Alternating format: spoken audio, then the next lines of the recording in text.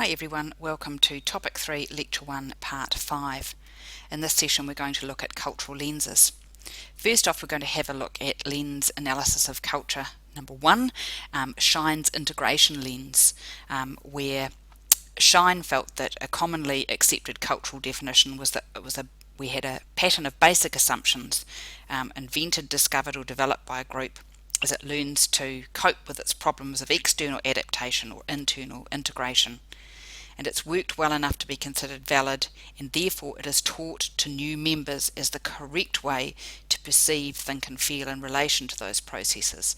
So within that we can see artifacts and symbols that are maybe visible but not often decipherable become the visible portion of culture, that values and beliefs, there is a greater level of awareness and we teach those around us how those should be taken, that Shine has this basic assumption that there is one culture and that the role of leadership is prescriptive, that leadership should knowingly and with planning construct a culture for the organisation to make sense of what happens in the organisation.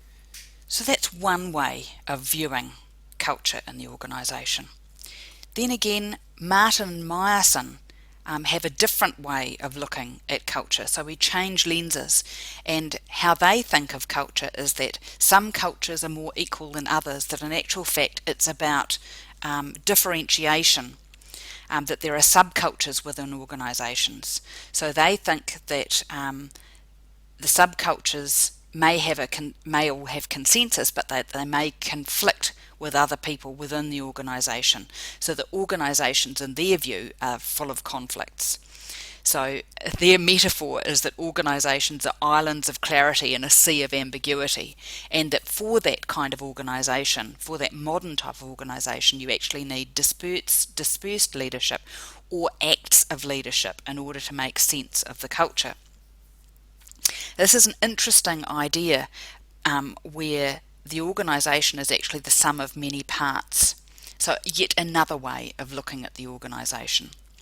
However, Martin and Meyerson don't have the only views. Martin, taken on her own, has a fragmentation lens with which she views culture, where the equalness amongst employee changes depending on how complex the thing is that they're looking at, whether there is diversity within that, how much consensus there is and how much stability there is. She also feels that people within the organisation has many views and people can hold contrary views at the same time, and her metaphor for this is that organisations are in fact a web or a jungle, and you need to understand the fragmentation within organisations as well. And therefore, what does that do to leadership if everybody within the organisation is all over the place and you can't find a pattern?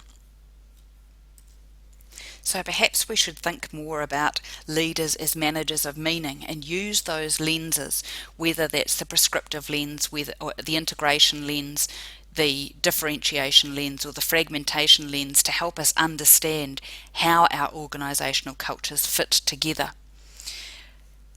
That can then in turn help us manage meaning within an organisation. Jackson and Parry have an interesting thing to say on that if leadership is essentially a cultural activity, then leaders are managers of meaning. Very interesting idea.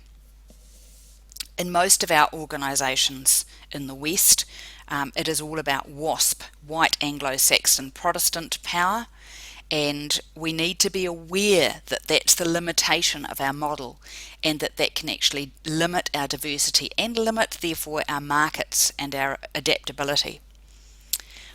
Organisational culture can well inhibit diversity. We end up with mirror hiring, we end up with monocultured and monogendered occupations and jobs. Think of nursing, think for that matter of the police or firefighters, that they're monogendered, monocultural. Monocultured or monogendered career paths equally, thinking of that nursing, firefighting thing again. And the same for organisational processes. We can actually shut people out just by the nature of our processes, so be aware of that. It's not necessarily about change, it's about awareness.